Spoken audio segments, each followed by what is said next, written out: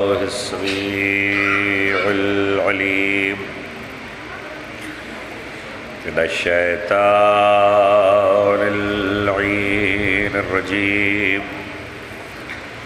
بسم الله الرحمن الرحيم. الحمد لله الذي لا في توحده ودلا في تفرده وجلا في سلطانه وعظم في أركانه مجيدا لم يزل محمودا لا يزال جلت عظمته والصلاة والسلام على صاحب السكينة والمدفون بالمدينة والمنصور المؤيد أبي القاسم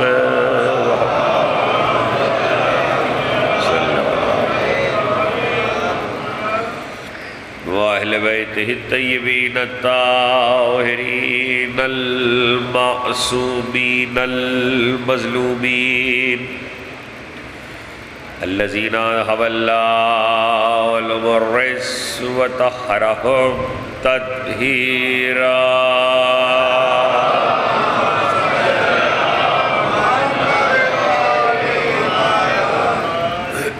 سيما على سفينة النجاة وعين الحياة والعدل المشتهر والمهدي المنتظر جل الله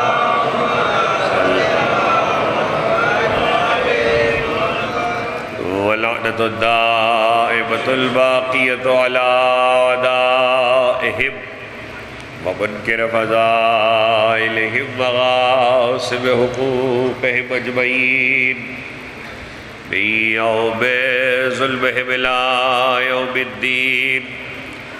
أما بعد فقد قال الله سبحانه وتعالى في محكم كتابه الحكيم قال إبراهيم رب اجعل هذا البلد آمنا واجنبني وبني أن نعبد الأصنام. صلوات.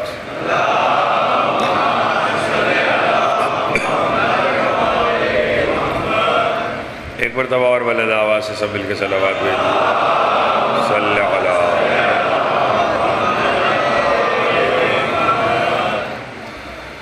عشرہ محرم 1440 ہجری کے سلسلے کی چوتھی مجلس آپ حضرات اس عزاخانے میں سماعت فرما رہے ہیں. ورثہ نبی و علی اور ہمارے ائمہ کے عنوان سے ہم نے جس سلسلہ گفتگو کا آغاز کیا وہ اپنے چوتھے مرحلے میں ہے. کل بھی گفتگو کتاب خدا کی آیات کی روشنی میں خلیل خدا حضرت ابراہیم علیہ السلام کی دعا پر رک گئی تھی اور وقت تقریر کا کامل ہو گیا تھا، لہذا بات ابھی باقی تھی اور ہم خلیل کی ان دعاؤں کا ذکر کر رہے تھے جو وہ کعبے کی دیواروں کو بلند کرتے ہوئے کر رہے تھے. اذ یرفع ابراہیم القواعد من البیت اسماعیل، جب ابراہیم کعبے کی دیواروں کو بلند کر رہے تھے اپنے بیٹے اسماعیل کے ساتھ تو دعا کر رہے تھے. ان دعاؤں کو مسلسل قرآن نے نقل کیا ہے اور کل جس ٹکڑے پہ تقریر رک گئی تھی وہ یہ ہے ربنا وابعث فیہم رسولا منہم، اپنی ذریت کے لیے دعا کرتے ہوئے کہا کہ پروردگار ان میں ایک رسول مبعوث فرما۔ کل میں نے عرض کیا تھا کہ فارسی اور اردو شاعری کا مشہور مصرع ہے کہ ہمارا رسول دعائے خلیل اور نوید مسیحا ہے، اور خلیل دعا کر رہے ہیں۔ پرسوں یہ گفتگو تھی اور اسی سے مسلسل ہو گیا بتوفیق الہی بتائید محمد و آل محمد کہ مکہ امن والا شہر قرار پایا خلیل کی دعا سے، خدا کا گھر ہونے کی وجہ سے نہیں۔ یہ پھر دوہرا رہا ہوں، خدا کا گھر ہونے کی وجہ سے نہیں، بلکہ قرآن یہ کہہ رہا ہے خلیل کی دعا کی وجہ سے۔ اور کل میں نے آپ سے سوال کیا تھا کہ محبوب الہی یعنی مصطفیٰ رسول اللہ صلی اللہ علیہ وآلہ وسلم صلی اللہ علیہ وسلم، ذات رسالت پہ سب مل کے بلند آواز سے صلوات بھیجیے محمد۔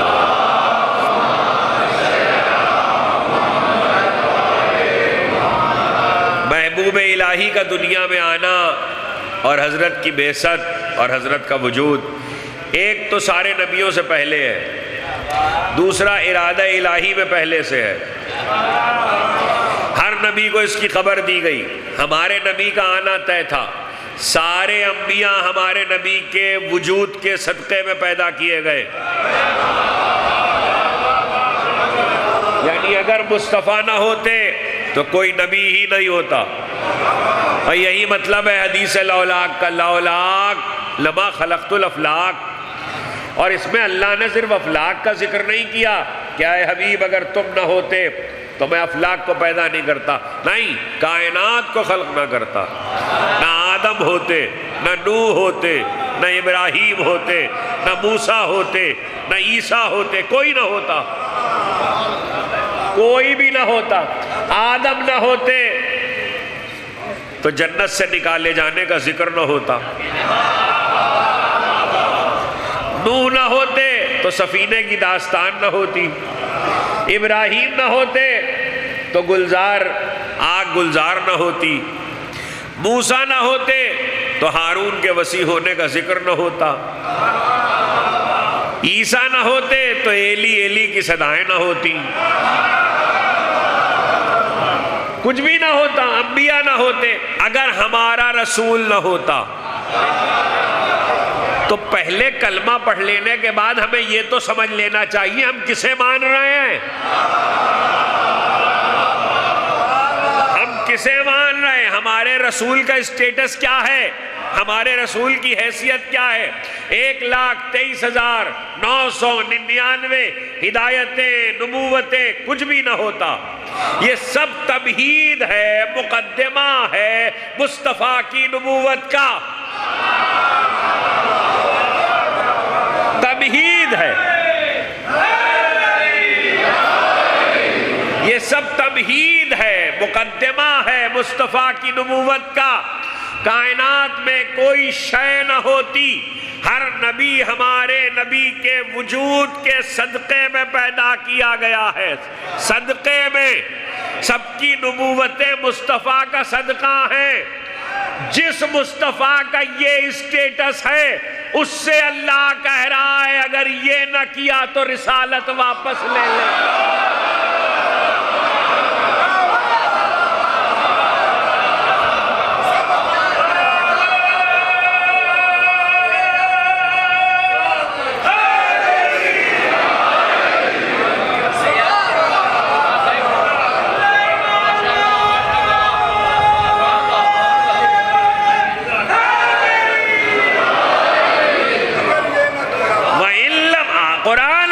حدیث تو ہے نہیں، روایت تو ہے نہیں، تاریخ تو ہے نہیں، قرآن ہے۔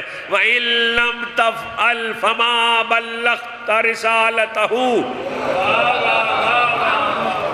وہ جو اللہ نے تم پر نازل کیا، خدا کی طرف سے نازل کیا گیا، اگر وہ نہ کیا، نہ پہنچایا تو رسالت ہی نہ پہنچائی۔ تو اسٹیٹس ہمارے رسول کا، محبوب الہی کا یہ ہے کہ اگر وہ نہ ہوتا تو کائنات نہ ہوتی، انبیاء نہ ہوتے۔ اب آپ سے سوال کر رہا ہوں کہ جس نبی کا ہونا اول روز سے طے ہے، جس نبی کا ہونا ارادہ الہی میں ہر نبی کے وجود سے پہلے ہے، جس نبی کے صدقے میں خود ابراہیم پیدا ہوئے ہیں،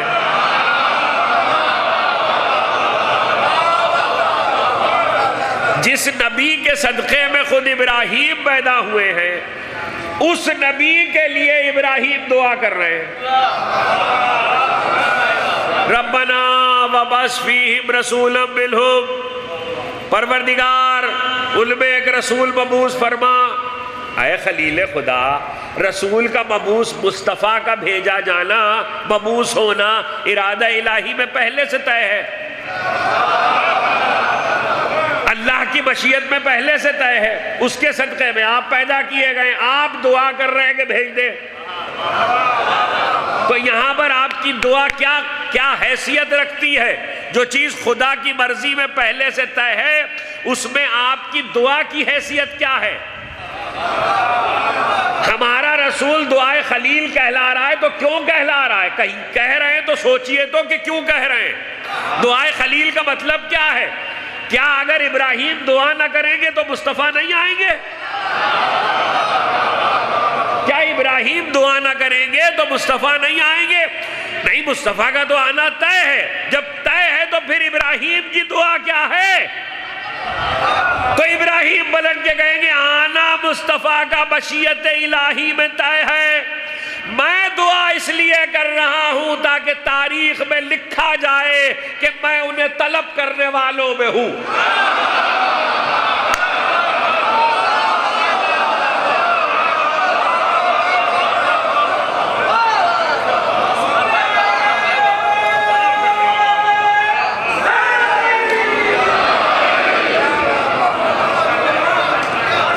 صلوات بھی بھیجیے بلند آواز۔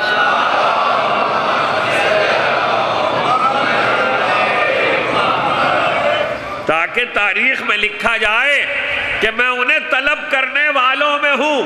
اس کا مطلب یہ ہے کہ دعا کرنا، تمنا کرنا، یہ ہماری دعاؤں سے کوئی نہیں آئے گا۔ کہہ گیا جو کہنا تھا، ہماری دعاؤں سے کوئی، جس کا آنا خدا کی مرضی میں طے ہو، وہ دعاؤں سے نہیں آتا۔ کیسے عرض کروں آپ سے؟ جس کا آنا اول روز سے خدا کی مرضی میں طے ہے، وہ دعاؤں سے نہیں آئے گا۔ تو پھر دعائیں کائے کی ہیں؟ دعائیں اس کی ہیں کہ ہم طلب کرنے والوں میں لکھے جائیں۔ تو یہ پہلی منزل ہے، آخری بھی اسی سے سمجھ لو۔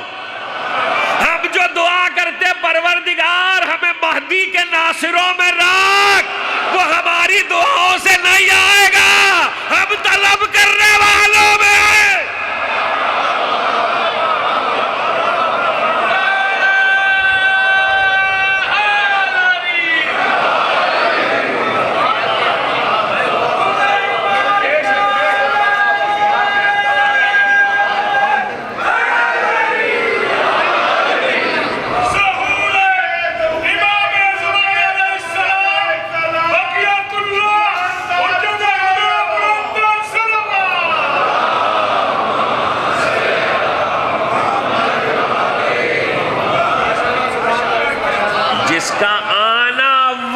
سے طے ہے، ہم تو دعا اس لیے کر رہے ہیں کہ یہ جو دو بیٹھے ہیں، یہ جو دعا بھی کیا کر رہے ہیں؟ وہ دعا کی لفظیں بھی لوگ یاد رکھیں۔ خدا ہمیں مہدی کے ناصروں میں محشور کرے، خدا ہمیں مہدی کے ناصروں میں اٹھائے۔ اچھا، اٹھائے کیوں کہہ رہا ہوں؟ ابھی تو ہم زندہ ہیں، ابھی تو ہم زندہ ہیں۔ اٹھائے کیوں؟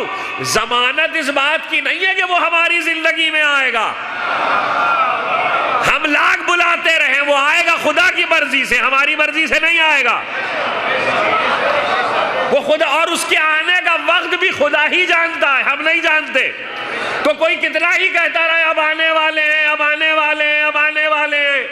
بھائی جب آنے والے ہیں یہ خدا بہتر جانتا ہے۔ ہم تو یہ کہتے ہیں جب بھی آئے خدا ہمیں ان کے ناصر ناصروں میں شمار کرے. اگر زندہ ہیں تو جا کے مل جائیں گے, اگر مر گئے تو قبروں سے خدا اٹھوا لے, تاکہ ہم طالبوں میں لکھے جائیں, طلب کرنے والوں میں لکھے جائیں, مہدی والوں میں لکھے جائیں. یہ دو جو بیٹھے ہیں یہ لکھیں ہمارے نام. تو معلوم یہ ہوا کہ دعا محض اس لیے نہیں ہوتی کہ وہ کام ہو جائے, دعا اس لیے بھی ہوتی ہے کہ نام لکھا جائے. اب آئیے, یہ تو دعا ہے, اب آئیے تمنا تک. اس لیے کہ ابراہیم کی زندگی میں دونوں باتیں ہیں, دعا بھی ہے, تمنا بھی ہے. تمنا کہاں ہے؟ تمنا وہاں ہے جہاں بیٹے کے گلے میں چھری رکھی تھی, وہاں تمنا ہے. آپ کہیں گے وہاں کون سی تمنا ہے؟ حج کرنے آپ گئے, جو نہیں گئے خدا انہیں لے جائے. حج شروع ہوتا ہے, عرفات کا قیام ہوا, آپ نے احرام باندھا کعبے سے, عرفات میں قیام ہوا. عرفات میں قیام کے بعد آپ کہاں جائیں گے؟ مینا. مینا کو مینا کیوں کہتے ہیں؟ ہر سال لاکھوں لوگ جاتے ہیں. موبائل نیچے کر لیجئے بھائی. ہر سال لاکھوں لوگ جاتے ہیں, اور کسی کو یہ پتا ہے مینا کو مینا کیوں کہتے ہیں؟ تمنا کرنے کی جگہ. مینا کو مینا اس لیے کہتے ہیں, تمنا کرنے کی جگہ. یعنی خلیل خدا نے اس مقام پر تمنا کی تھی, تمنا کی تھی. اور تمنا میں ظاہر ہے کہ کبھی مستقبل کے لیے ہوتی ہے, کبھی ماضی کے لیے ہوتی ہے. بس یہ رشتہ یاد رکھیے گا, اس سے زیادہ کی گفتگو نہیں ہے. اور میں واپس دعا تک آ جاؤں گا. مہدی کے لیے جب ہم دعا کرتے ہیں کہ خدا ہمیں مہدی کے ناصروں میں شمار کرے, تو ہم چاہتے ہیں کہ خدا ہمیں طلب کرنے والوں میں مہدی کے لکھے. مگر مہدی کے لیے صرف اپنے لیے دعا نہیں کر رہے, بلکہ ہم تمنا بھی کرتے ہیں. تو آپ کہیں گے تمنا کون سی کرتے ہیں؟ ہم تمنا بھی کرتے ہیں, اور جو نہیں کرتا اسے کرنا چاہیے.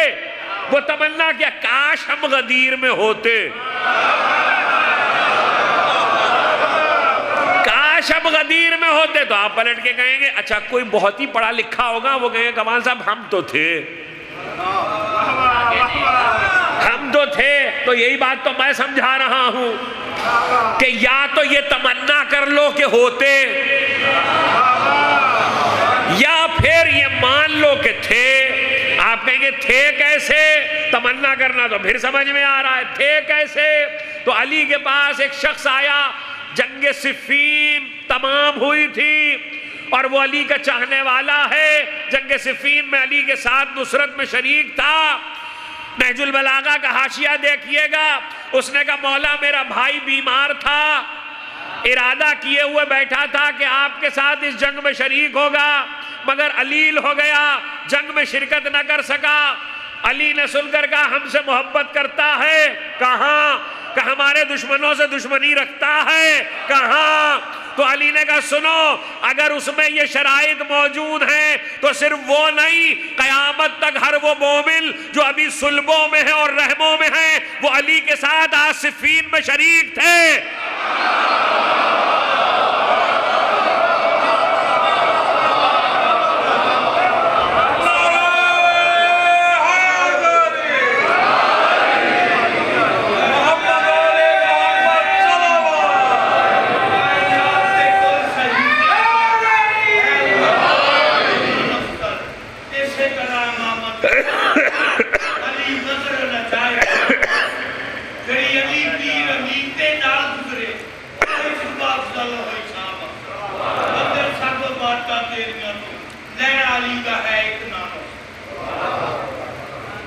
صلوات بھی بھیجیے بنا, سب مل کے بلند آواز سے صلوات بھیجیے.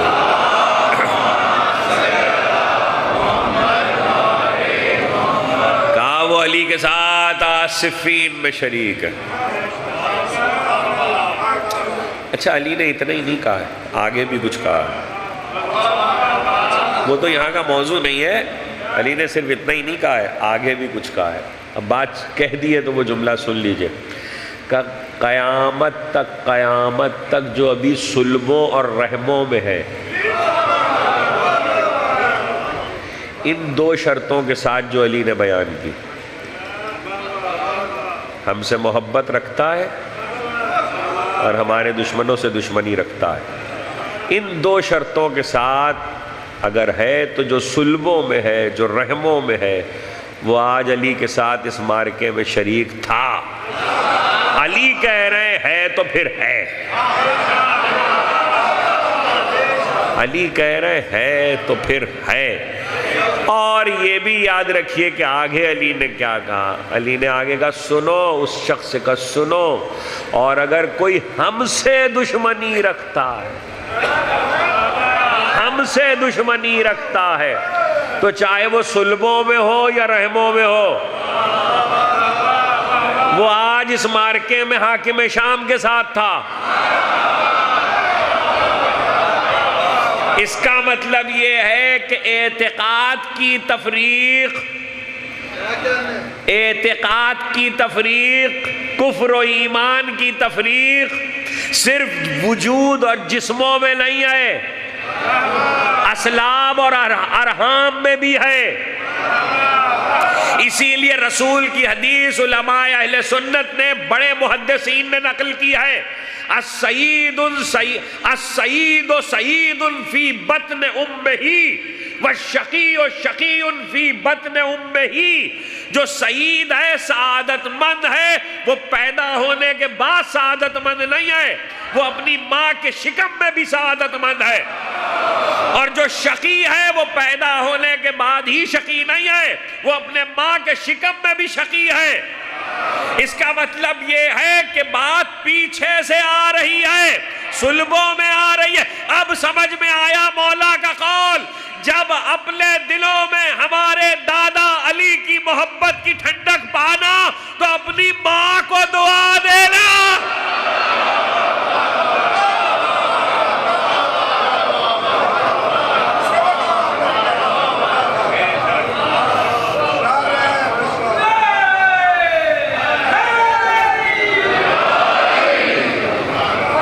صلوات بھی پڑھیے بلند آواز سے۔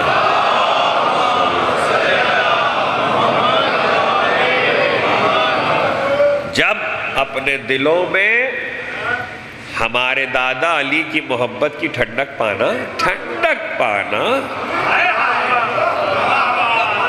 تو اپنی ماں کو دعا دینا، جس نے تمہارے امر میں خیانت نہیں کی۔ امام کا فقرہ ہے، جس نے تمہارے امر میں خیانت نہیں کی۔ اور چونکہ میرے عنوان میں داخل ہے ہمارے ائمہ، تو میں اسی سلسلے سے دو جملے کہہ دوں، جس نے تمہارے امر میں خیانت نہیں کی۔ اور صرف اتنا ہی نہیں کہا، بلکہ ایک مقام پہ صادق آل محمد امام جعفر صادق علیہ السلام حضرت نے فرمایا کہ اپنی، دیکھیں یہ حدیث دوسری طریقے سے بھی آئی ہے اور اس میں تخصیص کر کے بھی کہا، ایک مقام پر کہا ادبوا اولادکم علی حب علی۔ بڑے افسوس کی بات ہے کہ آج جدید اور ترقی یافتہ دور میں ماں باپوں کو یہ نہیں معلوم ہے کہ ہمیں اولاد کو کیسے پالنا ہے۔ برا نہ مانیے گا، میں تو بہت سی کڑوی باتیں کرنے کا عادی ہوں اور کرتا ہوں اور کرتا رہوں گا۔ آج کے اس دور میں ماں باپ کو یہ نہیں پتا کہ ہمیں اپنی اولاد کو کیسے پالنا ہے۔ کیا رسول بتا کے نہیں گئے؟ کیا ائمہ نے بتایا نہیں ہے؟ کلیہ یاد رکھیے گا، کلیہ ادبوا اولادکم علی حب علی۔ اپنی اولاد کو محبت علی پر پالو،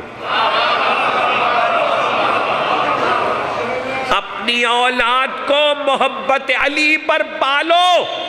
اپنے مسلک کی حدیث سنا لوں تو پھر عالم اسلام کے علماء اہل سنت کے اکثریت کے ساتھ محدثین نے جسے نقل کیا ہے وہ سناؤں گا، اور وہ حدیث ام المومنین سے بھی نقل ہوئی ہے، حضرت ابو سعید خدری سے بھی نقل ہوئی ہے۔ لیکن پہلے میرے مسلک کی حدیث سن لیجئے کہ امام نے کیا کہا، ادبوا اولادکم علی حب علی۔ اپنی اولاد کو محبت علی پہ پالو۔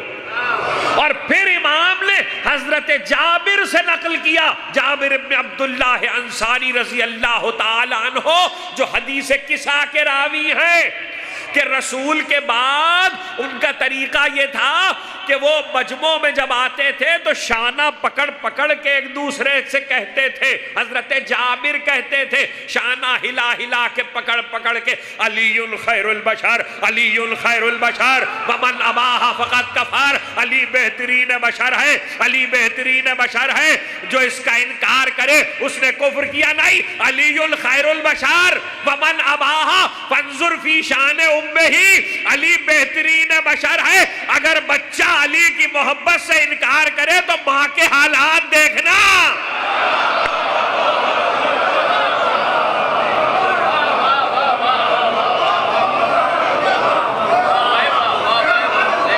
ذرا سا میں نے روک لیا ہے آپ کو اس منزل پر 2 لمحے کے لیے، اگر بچہ علی کی محبت سے انکار کرے تو ماں کے حالات دیکھنا۔ اب ہمارے سلسلے سے سن لیا، اب ام المومنین کی روایت ہے اور رضی اللہ تعالی عنہ، اور اس کے بعد حضرت ابو سعید خدری رضی اللہ تعالی عنہ کی روایت ہے کہ اکثر پیغمبر کے زمانے میں ایسا ہوا، چونکہ ابھی نیا نیا اسلام آیا تھا اور لوگوں نے نیا نیا کلمہ پڑھا تھا، اس لیے تہذیب اسلام سے ابھی اس طرح آگاہی نہیں ہوئی تھی، تو اکثر بدو اور ایسے لوگ آتے تھے کہ جو کہتے تھے کہ اللہ کے رسول، ہمیں یہ پتہ نہیں چل رہا ہے کہ ہمارا یہ بیٹا ہمارا ہی ہے کہ کسی اور کا ہے، ہمارا یہ، میں ممبر پر ہوا فرش ازا پر، اس سے زیادہ احتیاط سے آپ کے حوالے نہیں کر سکتا، ہمیں یہ پتہ نہیں چل رہا کہ ہمارا یہ بیٹا ہمارا ہی ہے کہ کسی اور کا ہے۔ تو ایک مرتبہ پیغمبر، میں آپ سے کیسے عرض کروں کہ اس کی وضاحت کی ضرورت نہیں ہے، آپ بھی صاحبان فہم ہیں، ہمارا یہ بیٹا ہمارا ہے کہ کسی اور کا ہے، تو پیغمبر کہتے اس پر علی کی محبت پیش کرو، اگر قبول کر لے تو تمہارا ہے۔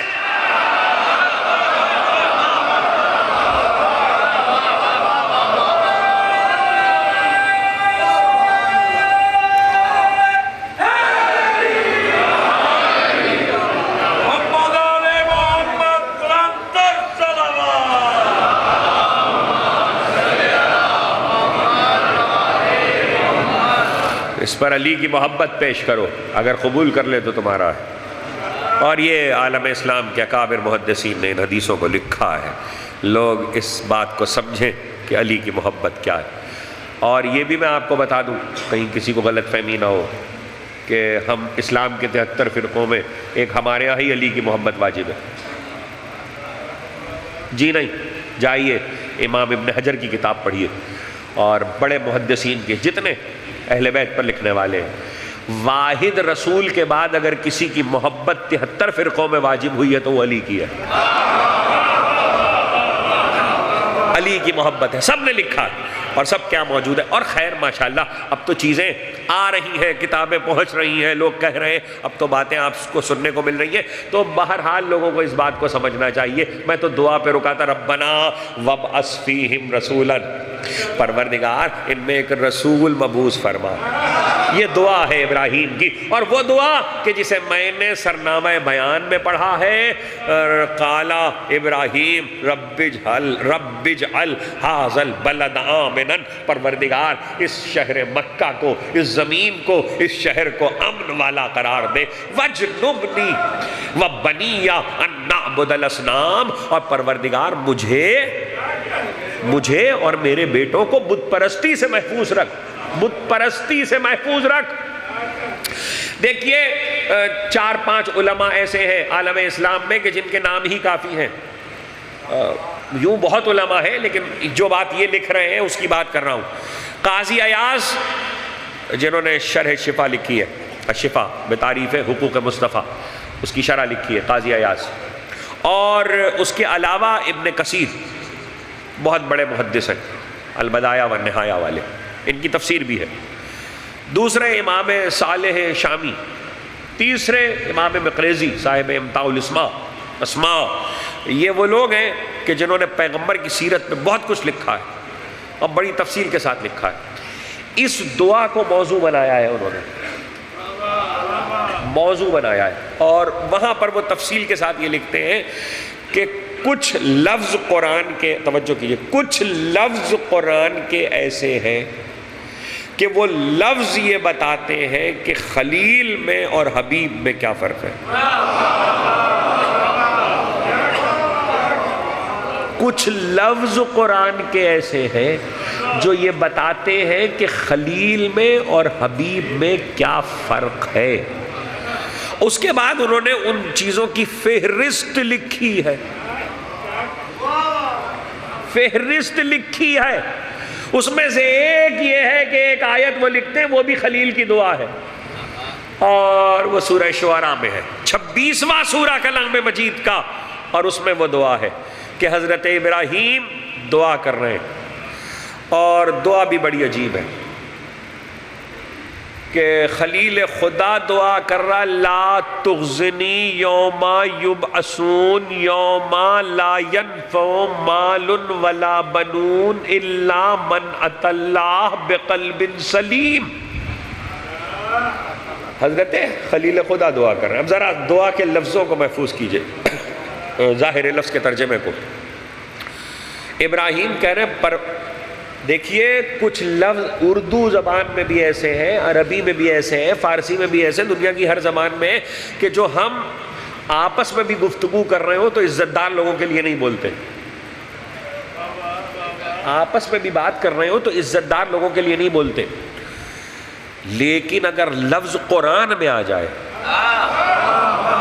لفظ اگر انبیاء کی دعا میں آ جائے تو پھر ہم مجبور ہیں کہ ہم ترجمہ کریں، اور وہاں پر وہی لفظ ہم بدل نہیں سکتے۔ لا تخزنی یوم یبعثون، ابراہیم کہہ رہے ہیں پروردگار محشر کے دن مجھے رسوا نہ کرنا۔ ابراہیم کہہ رہے ہیں محشر کے دن مجھے رسوا نہ ہونے دینا، اور پھر محشر کے دن کو ڈیفائن کیا ہے، یوم لا ینفع مال ولا بنون، وہ دن ہے محشر کا، وہ دن ہے محشر کا جس دن نہ تو مال کام آتا ہے، نہ بیٹے کام آتے ہیں۔ تو ایک بات تو پتہ چل گئی نا کہ محشر کے میدان میں نہ مال کام آئے گا، نہ بیٹے کام آئیں گے، مگر بات ادھوری ہے۔ آیت آگے رکھی ہوئی، الا من اتى اللہ بقلب سلیم، من اتى اللہ بقلب سلیم، سوا اس کے جو قلب سلیم کے ساتھ اللہ کی بارگاہ میں آیا ہو، جو قلب سلیم کے ساتھ خدا کی بارگاہ میں آئے گا، اس کا مال بھی کام آئے گا، اس کے بیٹے بھی کام آئیں گے۔ آپ نے فرق دیکھا، کسی کے کام نہیں آ رہا، مگر جو قلب سلیم کے ساتھ آیا ہو۔ اب میں قلب سلیم آپ کو کیسے سمجھاؤں کہ کیا ہے؟ قلب سلیم اور سلیم اسلام سے ہے، اور کل عرض کر چکا، کل اور پرسوں، کہ دونوں باپ اور بیٹے یہ دعا کر رہے تھے کہ ربنا وجعلنا مسلمین لک، ہم دونوں کو اپنا مسلمان بنا لے، مسلمان رکھ۔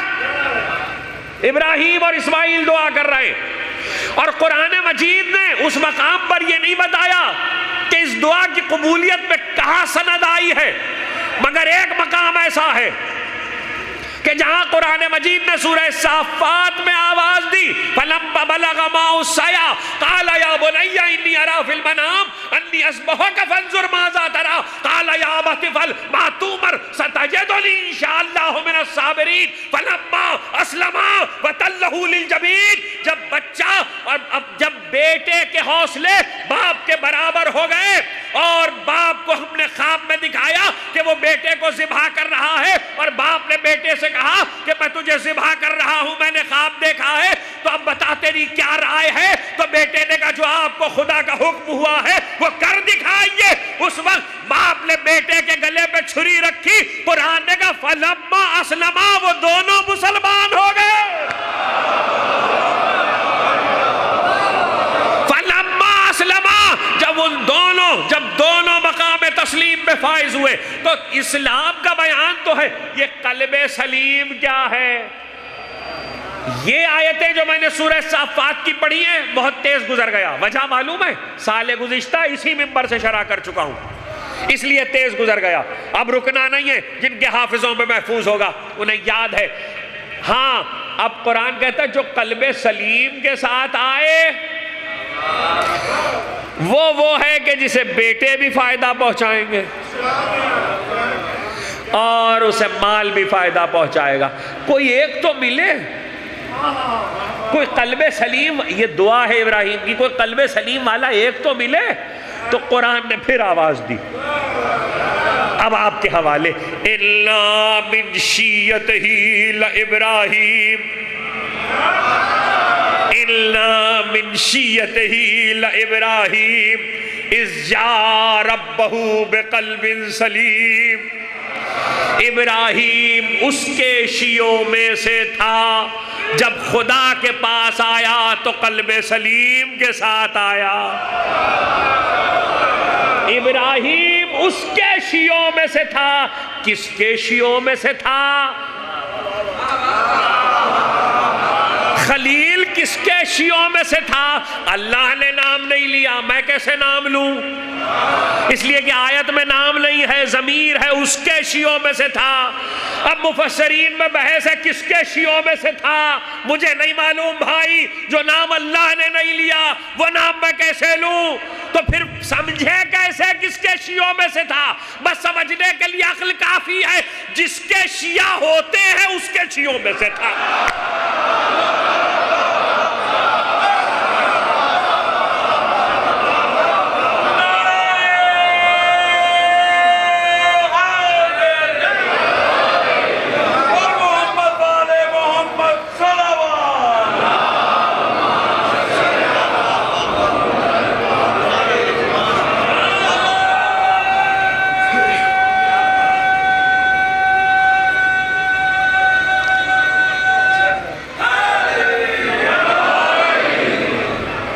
ایک بار اور صلوات بھیج دیجئے بلند آواز.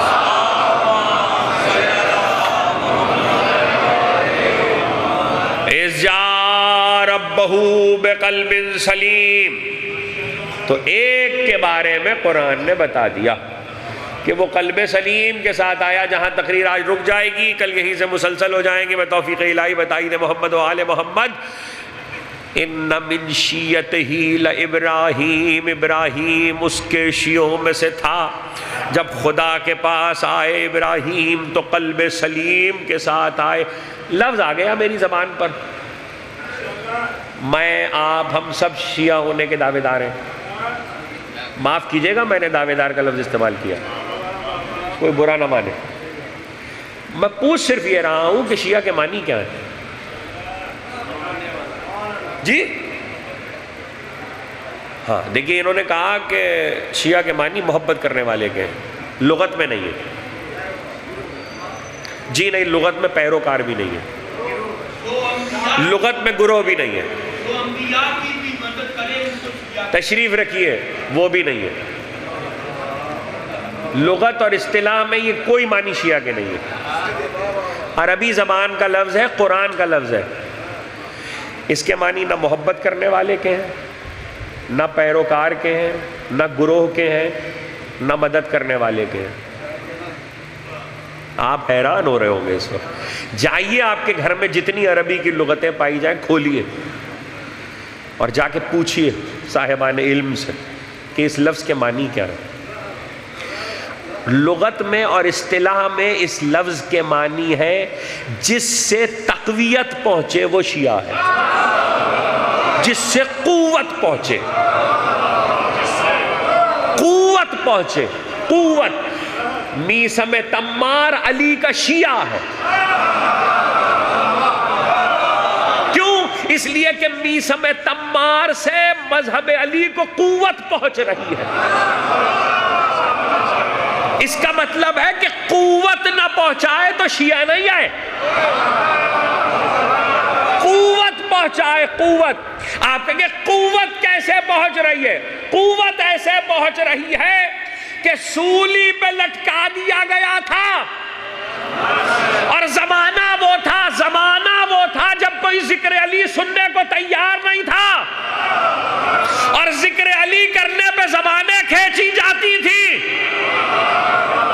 اور میثم تمار سولی پہ لٹکائے گئے تو میثم تمار نے آواز دی، کوفے والو آؤ میں تمہیں فضائل علی سناؤں۔ اب سمجھ میں آیا قوت کیسے پہنچتی ہے؟ جب زمانہ فضائل کا دشمن ہو جائے تم فضائل سناؤ تو شیعہ ہو۔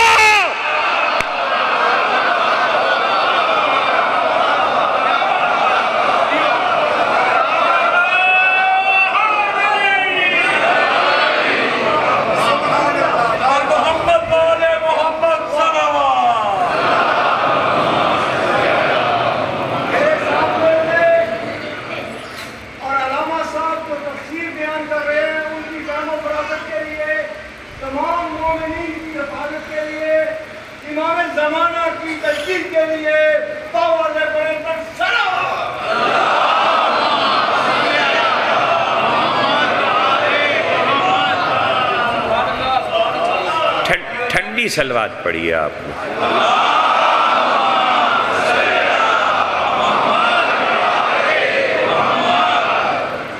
دیکھیے جب زمانہ فضائل علی کا دشمن ہو جائے،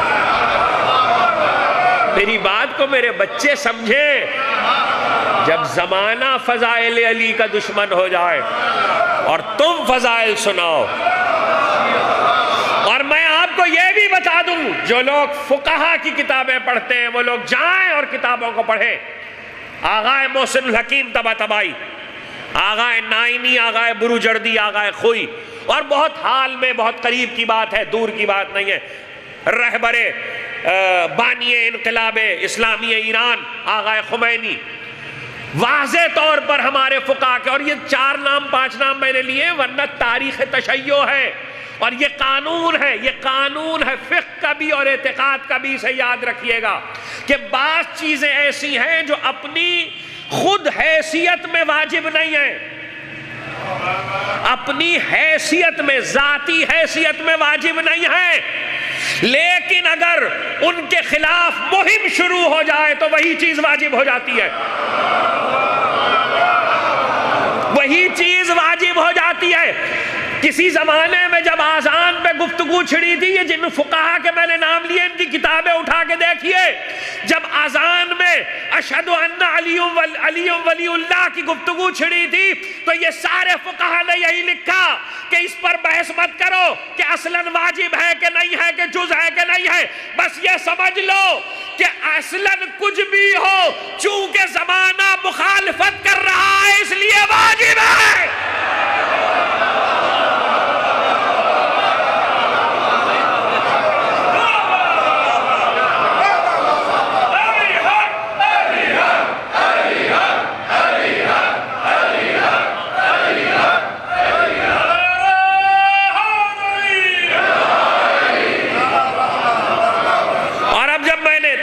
پہنچے جس سے کمک پہنچے، جس سے قوت پہنچے، اور اب جب میں اس لفظ پہ رک گیا، کل جس لفظ پہ دعا پہ رکا ہوں واپس آ جاؤں گا بتوفیق الہی، بتائی دے محمد و آل محمد آج کی حد تک۔ میں نے عرض کیا تھا آپ سے آغاز اشرا میں کہ 1440 ہجری ہے، 40 ہجری میں رمضان میں امیر المومنین شہید کیے گئے۔ آپ کلام علی کو اٹھائیے، میں ذرا سا 2 جملے آپ سے کہہ دوں، اس کے بعد مصائب پر آؤں گا۔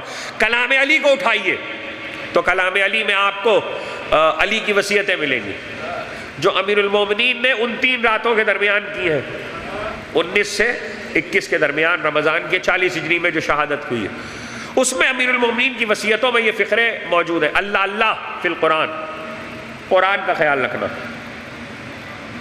یہ کتاب اللہ ہے۔ اب یہ لفظیں پہچانیے گا، اللہ اللہ فی الصلاۃ، نماز کا خیال رکھنا، فإنہا عمود الدین، یہ دین کا ستون ہے، یہ وصیتیں ہیں علی کی۔ اللہ اللہ فی الصلاۃ، اللہ اللہ فی الصوم، روزے کا خیال رکھنا، اللہ اللہ فی المساکین، مسکینوں کا خیال رکھنا، شارکوہم فی معیشتکم، مسکینوں کو اپنی معیشت میں شریک کرنا، معیشت مجھے آپ کو بتانے کی ضرورت نہیں ہے، یہ جو آپ کاروبار کرتے ہیں، جاب کرتے ہیں، کماتے ہیں، آمدنی آتی ہے، مولا کہہ رہے ہیں مسکینوں کو اپنے روزگار میں شریک کرو۔ تو اب یہ لفظیں آپ نے پہچانی کہ یہ لفظیں کیا ہیں وصیت میں؟ اللہ اللہ فی القرآن، اللہ اللہ فی الصلاۃ، اللہ اللہ فی الصوم، اللہ اللہ فی المساکین۔ اس کا کیا مطلب ہے؟ خیال رکھنا، خیال رکھنا، وصیت کر رہے ہیں۔ اب 5ویں امام کی وصیت سنا رہا ہوں میں آپ کو۔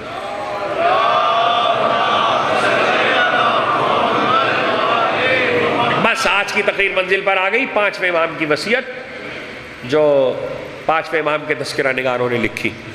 وہ مزاج دادا کا، وہ لفظیں یاد رکھیے گا، اللہ اللہ فی القرآن، اللہ اللہ فی الصلاۃ، اللہ اللہ فی الصوم، اللہ اللہ فی المساکین، اللہ اللہ فی بیت اللہ، وہ علی بول رہے ہیں۔ اور آپ کا 5واں امام کہہ رہا ہے اللہ اللہ فی الشیعہ۔ 5ویں امام نے کہا ہمارے شیعوں کا خیال رکھنا، ہمارے شیعوں کا خیال رکھنا۔ لوگ اس لفظ کو سمجھیں کہ امام نے کیا کہا، کمک پہنچے، قوت پہنچے، تقویت پہنچے۔ یہ جو صدیوں سے ہم کھڑے ہوئے اپنے ائمہ کی تعظیم میں حسین ابن علی کے ناصروں کو سلام کر رہے ہیں، یہ 72 کون ہے؟ بنی ہاشم کے جوانوں کو اگر آپ الگ بھی کر دیجئے تو جو باقی ناصر ہیں، جو مختلف خاندانوں کے ہیں، مختلف قبیلوں کے ہیں، مختلف علاقوں کے ہیں، وہ سب وہ ہیں جو حسین ابن علی کو نصرت کرنے آئے، تو ان سے دین کو قوت پہنچ رہی ہے۔ اسی لیے تو حسین ابن علی کے بعد کا ہر امام انہیں سلام کر رہا ہے۔ امام سجاد سلام کر رہے ہیں، امام باقر سلام کر رہے ہیں، امام صادق سلام کر رہے ہیں، معصوم ائمہ۔ اور صرف ایسا ہی نہیں ہے کہ یہ ائمہ سلام کر رہے ہیں، صاحب کبریت احمر آغائے بیر جندی نے یہ حدیث لکھی ہے سید الشہداء کی کہ آپ نے فرمایا یہ جو کربلا میں میری نصرت کر رہے ہیں، جو میرے ساتھ شہید ہوئے ہیں یا ہو رہے ہیں، یہ عالم انوار میں بھی میرے ساتھ تھے۔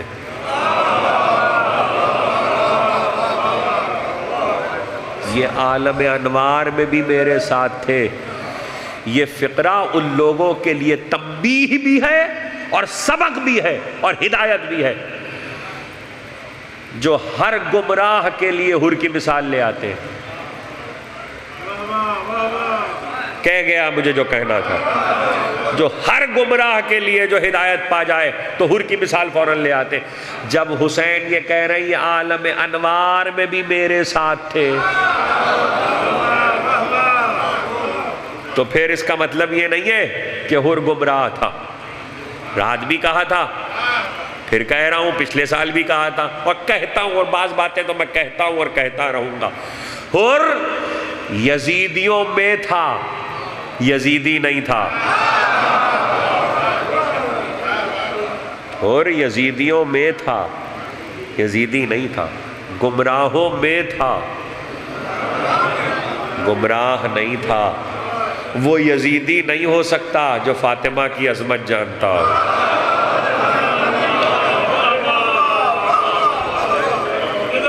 جو عظمت زہرا جانتا ہو، وہ یزیدی نہیں ہو سکتا۔ آپ کی آوازیں بلند ہو گئی، خدا آپ کی آوازوں پہ رحمت نازل کرے، خدا آپ کی آنکھوں پہ رحمت نازل کرے۔ سیدہ کو جیسے آپ کے آنسو پسند ہیں، ایسی گریے کی بلند آوازیں بھی پسند ہیں۔ آپ کو معلوم ہے یہ وہ انصار ہیں، صرف بنی ہاشم کے جوان نہیں، یہ وہ انصار ہیں کہ جن کے لیے تاریخ یہ لکھ رہی ہے کہ شب عاشور میں یہ خود جناب صدیقہ صغریٰ کا بیان ہے کہ میں نے چاہا کہ میں اپنے بھائی سے گفتگو کروں تو میں اٹھ کر بھائی کے خیمے کی طرف آئی، تو میں نے دیکھا کہ بھائی اکیلے بیٹھے ہیں اور تلاوت قرآن کر رہے ہیں، تو مزاج مقدس زینب برہم ہوا کہ بنی ہاشم کے جوانوں نے فرزند زہرا کو تنہا چھوڑ دیا۔ تو زینب کہتی ہے میں آگے بڑھی اور اس خیمے تک آئی جو عباس کا خیمہ تھا، تو میں نے دیکھا کہ عباس درمیان میں بیٹھے ہیں، ذرا سے بلند ہیں، اور ارد گرد سارے جوانان بنی ہاشم بیٹھے ہیں، اور عباس خطاب کر رہے ہیں، گفتگو کر رہے ہیں بنی ہاشم کے جوانوں سے، اور جو گفتگو عباس نے کی ہے وہ خطبہ تاریخ میں محفوظ ہے۔ جناب زینب کا بیان اس خطبے کے لیے یہ ہے کہ میں نے اپنے نانا، بابا اور اپنے بھائیوں کے بعد ایسا اعلیٰ فصیح و بلیغ خطبہ کسی سے نہیں سنا جو عباس سے سنا ہے۔ دو جملے میں آپ کو سنا رہا ہوں تاکہ اس بیان کو مکمل کروں۔ عباس بنی ہاشم کے جوانوں سے یہ کہہ رہے تھے کہ دیکھو یہ جو ناصر آئے ہیں نصرت کرنے، یہ مختلف گھروں کے ہیں، یہ مختلف قبیلوں کے ہیں، یہ مختلف خاندانوں کے ہیں، یہ اپنے بال بچوں کے کفیل ہیں، یہ اپنے گھرانوں کے کفیل ہیں، ان پر ان کے گھرانوں کا بوجھ ہے، کوشش کرو کہ ہم مارے جائیں، یہ سلامت گھروں کو چلے۔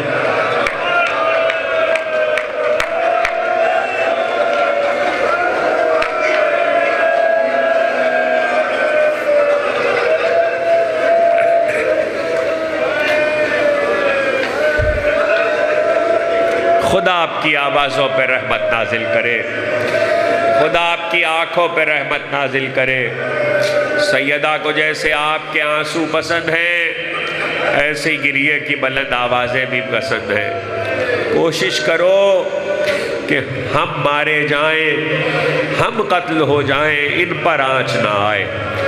جناب زینب کہتی ہیں میں آگے بڑھی، عباس کو دعا دیتی ہوئی، تو حبیب ابن مظاہر کے خیمے کی پشت تھی، پشت، اور ایسا محسوس ہو رہا تھا حبیب انصار سے گفتگو کر رہے ہیں، اور آواز آ رہی تھی حبیب، توجہ کیجئے گا، آواز آ رہی تھی حبیب کی، اور حبیب کہہ رہے تھے سنو یہ جو خاندان یہاں آ کے ٹھہرا ہے یہ رسول کا کنبہ ہے، یہ سیدہ کی اولاد ہے، یہ ابو طالب کی گود کے پالے ہیں، دیکھو اے ناصروں کوشش کرنا کہ تم مارے جاؤ یہ سلامت چلے جائے۔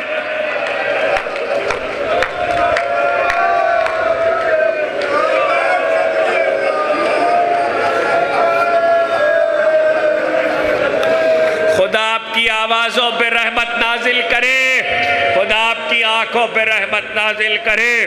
سیدہ کو جیسے آپ کے آنسو پسند ہیں ایسے ہی گریے کی بلند آوازیں بھی پسند ہیں۔ آپ کو معلوم ہے یہ وہ ہیں انصار کہ جن کے لیے حسین نے کہا جیسے مجھے ملے نہ میرے نانا کو ملے، نہ میرے بابا کو ملے، نہ میرے بھائی کو ملے، ارے اس سے بڑھ کے عزت افزائی کیا ہو سکتی ہے۔ اور یہ جملہ حسین نے کہا کس وقت تھا؟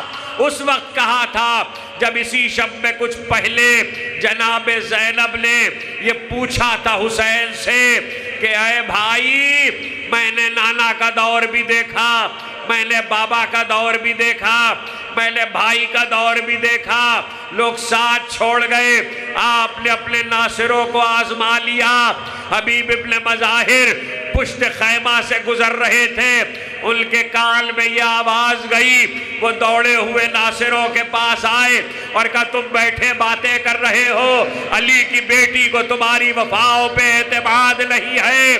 بھائی یہ سننا تھا، سب در خیمہ پہ جمع ہوئے، آواز دی فرزند رسول اگر آپ حکم دیں تو ابھی اپنی تلواروں سے اپنے گلے کاٹ کے سر در خیمہ پہ رکھ دیں۔ وہی وقت تھا، حسین نے کہا خدا تمہیں جزائے خیر دے، انصاف سے بتاؤ کہ یہ ناصر جب مارے گئے ہوں گے حسین کو کتنے یاد آئے؟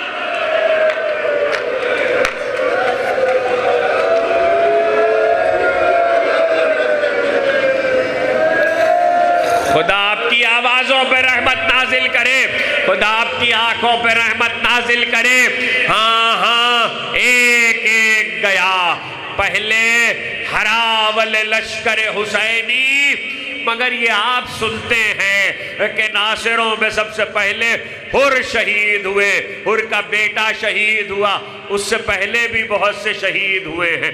سنو گے جب فجر کی نماز ہو رہی تھی، فجر کی نماز، تو فجر کی نماز کے فوراً بعد ابھی جماعت مصلی سے اٹھی نہیں تھی حسین کی کہ 10,000 تیر لشکر یزید کی طرف سے چلے۔ وہ تیر جو آئے تو 35 ناصر حسین کے اس میں شہید ہوئے۔ یہ صبح کے وقت کے ناصر ہیں جو نماز میں شہید ہوئے۔ نماز میں شہید ہونے والے ظہرین میں بھی ہیں، اور وہ کون سے ہیں؟ ظہر کی نماز جب حسین نے پڑھائی ہے تو اس وقت چونکہ تعداد بہت کم ہو چکی تھی، تو سعید اور ابو ثمامہ سیداوی ایک بار آگے آ کے کھڑے ہو گئے، یعنی سپر بن گئے حسین کی۔ اور چونکہ ابو ثمامہ سپر بن گئے، یہ نماز کا حکم جہاد میں ہے کہ کچھ سپر بن جائیں، کچھ نماز ادا کریں۔ حسین نماز پڑھا رہے تھے، چند لوگ باقی تھے، اور ایسے میں ابو ثمامہ اور سعید حسین کے آگے کھڑے تھے، اور تیر جو آئے، حملہ جو تیروں سے ہوتا تھا، وہ سب ابو ثمامہ اور سعید اپنے سینے پر لیتے تھے۔ جیسے ہی حسین نے نماز کو تمام کیا، ابو ثمامہ گرے، اور گر کے مڑ کے فرزند رسول سے کہا، مولا مولا، کیا میں نے حق ادا کیا؟ کیا میں نے آپ کی محبت کا حق ادا کیا؟ امام نے ابو ثمامہ کا سر اٹھا کے اپنے زانوں پہ رکھا، دعا دی۔ آپ کو پتا ابو ثمامہ کون ہے؟ یہ وہی ہے جس نے کہا تھا مولا ظہر کا وقت آ گیا، ظہر کا وقت آ گیا۔ رونے کے لیے یہ جملے کسی منزل پر آپ کو یاد آئیں گے۔ کربلا معلیٰ میں عاشور کے دن ابو ثمامہ سیداوی کا قبیلہ ماتم کرتا ہوا آتا ہے، آج بھی ماتم کرتا ہوا آتا ہے، اور ظہر کے وقت وہ حسین کی قبر پہ پہنچتے ہیں اور قبر کو گھیر کے کہتے ہیں، اٹھو حسین، ظہر کا وقت آ گیا۔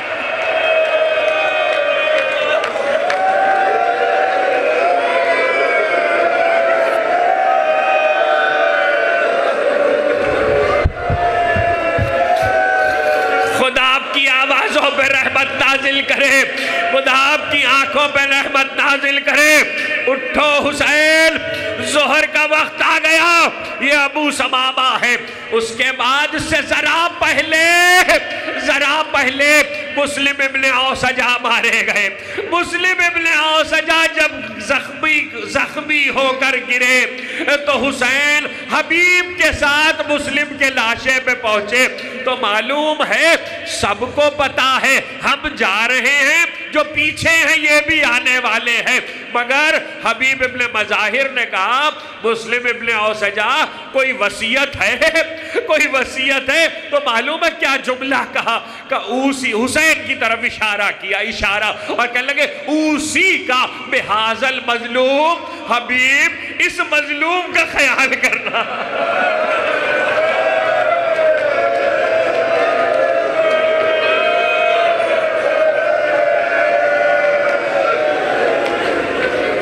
حبیب اس مظلوم کا خیال کرنا۔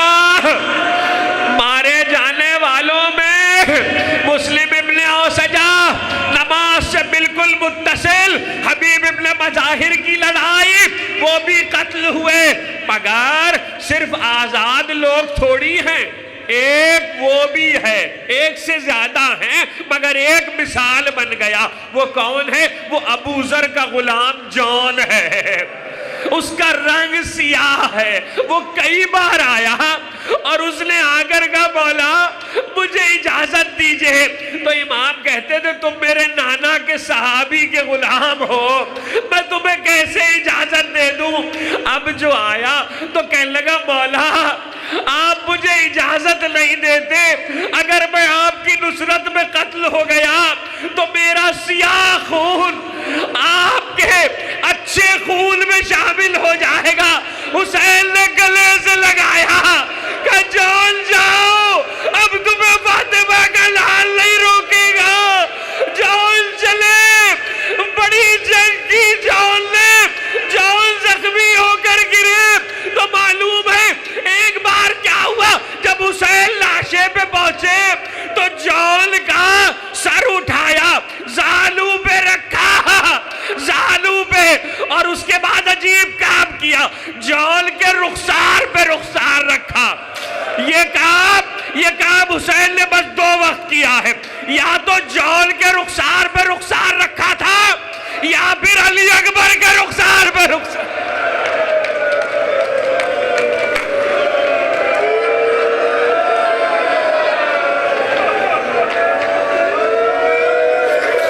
خدا آپ کی آوازوں پہ رحمت نازل کرے، خدا آپ کی آنکھوں پہ رحمت نازل کرے۔ جان کے رخسار پہ رخسار رکھا اور بہت دیر تک جان سے باتیں کرتے رہے۔ مقتل کربلا لکھتا ہے کہ جب عاشور کے بعد لاشیں شہیدوں کے مقتل میں پڑے تھے، جو جان کے لاشے سے دل میں بھی اتنا نور پھوٹتا تھا کہ اجالا ہوتا تھا، آفتاب سے زیادہ جان بھی مارے گئے۔ ایسے میں ایک کا انتظار حسین کو تھا۔ رات میں نے ایک ذکر کیا تھا، آپ سے بھی کرتا ہوں، مگر یہ جملہ یاد رکھیے گا، جب بھی کوئی مارا گیا ہے، حسین ہر ایک کے لاشے پہ پہنچے، ہر ایک کا سر اٹھا کے حسین نے اپنے زانو پہ رکھا۔ ہائے فاطمہ کے لال کی غربت کہ سب کے سر اٹھا کے حسین نے زانو پہ رکھے، مگر جب حسین مارے گئے تو کوئی نہیں تھا۔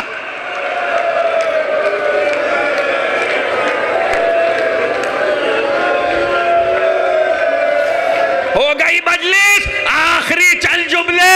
حسین ابن علی نے جو خط لکھے تھے ان میں ایک خط بصرے کے شیعوں کو بھی لکھا تھا، ان لوگوں کو جو محبت کے دعوے دار تھے، اور زعمائے بصرہ کو خط پہنچا۔ اب تفصیل نہیں بتاتا تو کوئی نہیں آیا، مگر 24 سال کا ایک جوان جس کی شادی کو 4 مہینے ہوئے تھے، وہ اپنے گھر سے چلا بصرے سے، اور اس کا نام ہے سعید۔ یہ دوسرا سعید ہے شہدائے کربلا میں۔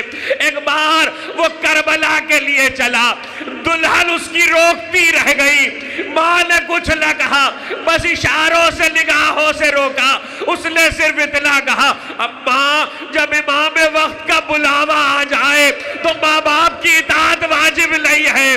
وہ یہ کہہ کے کربلا آ گیا، مگر سفر بہت طویل تھا۔ آخری جملے، سفر بہت طویل تھا، جانے کس وقت پہنچا؟ اس وقت پہنچا جب حسین علی اکبر کا لاشا اٹھا چکے تھے، جب علی اصغر کی قبر کھود چکے تھے، اس وقت پہنچا۔ ایک بار خیموں کے پاس آ کے آواز